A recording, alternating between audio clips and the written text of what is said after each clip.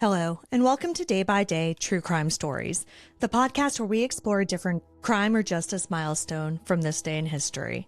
I'm your host, Kona Gallagher, and today is March 6th. On this day in 1978, a white supremacist named Joseph Paul Franklin attempted to assassinate Larry Flynt, the controversial publisher of Hustler magazine. Flynt wasn't just a magazine mogul, though. He was a provocateur, he was a free speech warrior, and he was a man who made a career out of pushing boundaries. His magazine didn't just feature explicit content, it was a direct challenge to censorship laws, religious conservatives, and even feminists who accused it of exploiting women.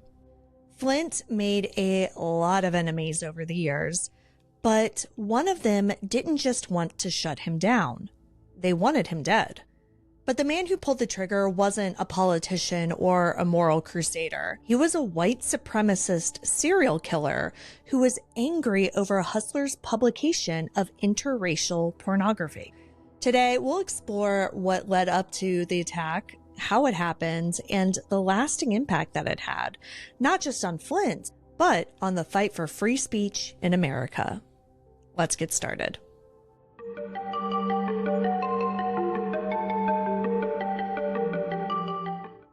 By the late 1970s, Larry Flynt had become one of the most polarizing figures in American media. His magazine, Hustler, wasn't just another Playboy. It was more explicit, more outrageous, and more politically charged. Flynt wasn't in the business of playing nice. He actively taunted religious leaders, mocked politicians, and pushed the limits of every obscenity law. His refusal to tone things down led to numerous legal battles, especially in the conservative South. One of his biggest fights was a misdemeanor obscenity case in Gwinnett County, Georgia. Flynt knew he was facing an uphill battle. Georgia's conservative court system wasn't exactly welcoming to a pornographer, but he refused to back down. And that decision put him in the crosshairs of someone much more dangerous than a judge. On the morning of March 6, 1978, Flynt and his attorney, Gene Reeves Jr., walked into the Gwinnett County Courthouse in Lawrenceville, Georgia. It was just another day in a long, exhausting legal fight. After a morning in court, the two men took a lunch break and walked over to the V&J cafeteria, which was a spot that was frequented by courthouse employees. They ate, talked strategy, and then stepped back outside, ready to return to court. But then suddenly, gunfire rang out. A sniper, hiding nearby, fired multiple shots from a high-powered rifle. One bullet tore through Flynt's abdomen, shredding his intestines. Another lodged in his spine, leaving him permanently paralyzed from the waist down. His attorney, Gene Reeves Jr., was also hit, but his injuries were less severe. Flynt collapsed onto the sidewalk, blood pooling around him. Later, he would describe the moment, saying, quote, "I looked down and saw my guts hanging out. I knew I was in trouble," end quote. Onlookers rushed to help, but there really wasn't much that they could do, so they just had to wait for paramedics to arrive. Flynt was rushed into emergency surgery where doctors fought to repair his shredded organs. But despite their best efforts, they couldn't undo the damage to his spine. Larry Flynt would never walk again. So who pulled the trigger? At first, police had no leads. No one had seen the shooter. No one had really witnessed the attack. And with so many people who despised Flynt, the list of potential suspects was really long. So unfortunately, for years, the case went cold. Then a name emerged: Joseph Paul Franklin. Franklin was more than just a shooter. He was a serial killer with a mission. He was a white supremacist who wanted to spark a race war, and he targeted Black people, Jewish people, and anyone else who stood for racial integration. So when he saw Hustler was featuring interracial pornography, he lost it.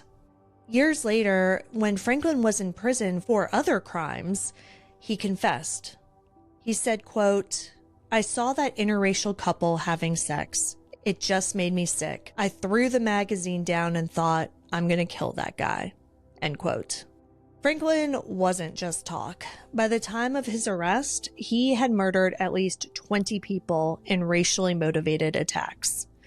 But despite his confession, he was never prosecuted for shooting Flynt. By then, he was already serving multiple life sentences and had been sentenced to death. In 2013, Franklin was executed by lethal injection. As for Flynt, he opposed the execution, saying that he was against the death penalty in general. But that doesn't mean he was forgiving. He later wrote, quote, "I would love an hour in a room with him so I could inflict the same damage on him that he inflicted on me. But I do not want to see him die." End quote. The 1978 shooting forever changed Larry Flynt's life, but it didn't break him. Instead, it made him even more defiant. He continued to fight obscenity laws, taking cases all the way to the Supreme Court. He publicly feuded with politicians and religious leaders, never backing down from controversy. He remained an unapologetic champion of free speech, arguing that the First Amendment must protect all speech, even the offensive kind. And despite the pain, despite the wheelchair, Flynt never stopped fighting. He ended up living for decades after that failed assassination attempt and ended up passing away from heart failure in 2021 at the age of 78. The assassination attempt wasn't just an attack on Larry Flynt, the man. It was an attack on free expression, racial progress, and the right to challenge societal norms. Flynt was never a saint. His work was offensive to many people, but his fight mattered. Because the moment we start saying you can't say that, we start walking a dangerous path. And Flynt, despite all of his flaws, never let anyone walk that path without a fight. Thank you for joining me on today's episode of Day by Day True Crime Stories. If you found this story compelling, please subscribe, rate, and review the podcast. And be sure to join me again tomorrow as we explore another significant event in true crime history. Until then, stay safe and remember that behind every headline is a life worth remembering. Day by Day True Crime Stories is a Little Monster production. Hey, you can do it!